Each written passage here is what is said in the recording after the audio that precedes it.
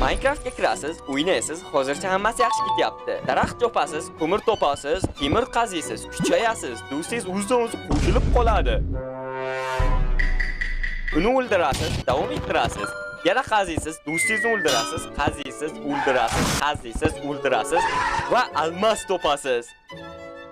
Almas bu Minecraftning eng yaxshi rudalaridan biri. Buni topish uchun ko'pchilik butun umrini bergan. 11 yoshingizda Minecraftga almas topaman deb kirib, 15 yoshingizda topishingiz ham mumkin. Rich diamond. Короче, almas topasiz, do'stingizni o'ldirasiz, portal qurasiz. What? Nezir olamga kirasiz, jum bosganlarni o'ldirasiz. Qora yo'loqlar orqasidan quvlaydi. Qaytdan ham kelib, o'z olamingizga qaytasiz. Do'stingizni yana o'ldirasiz. Yana bir portalni qidirasiz. Ungacha kech tushadi. Zombilar inangizni ko'rsatadi. Shu payt yo'q joydan jamol paydo bo'ladi va sizga yotoqxona beradi. Va unga qarab, rahmat deysiz va uni ham o'ldiraverasiz. Uxlaysiz va yana portalni qidirasiz va topasiz.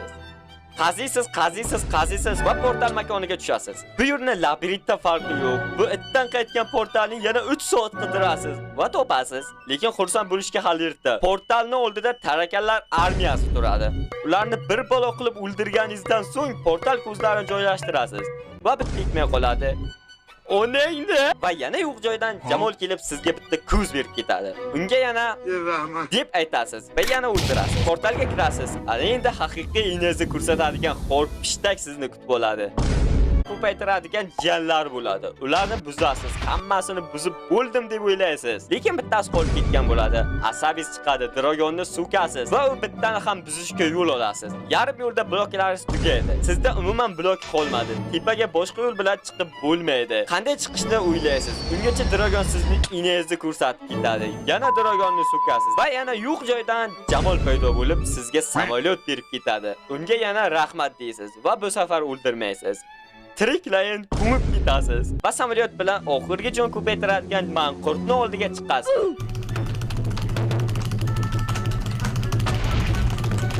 Uni yo'q qilasiz va endi dragon faqatgina pastdan jon oladi. Afsus, uni esa buzib bo'lmaydi. Lekin bu bizga plus bo'ladi, chunki dragon pastga tushganda uni urish osonlashadi. Bu vaqtda siz bir o'lib olasiz va yana dragonni o'ldirishga borasiz.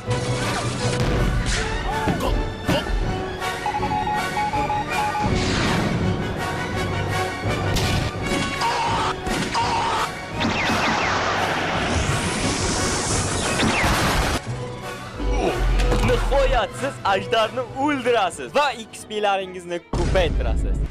Portalga kirasiz. Oldingizdan bir kitob so'zlarini o'qimay o'tkazaverasiz va yana siz dunyoga qaytarilasiz.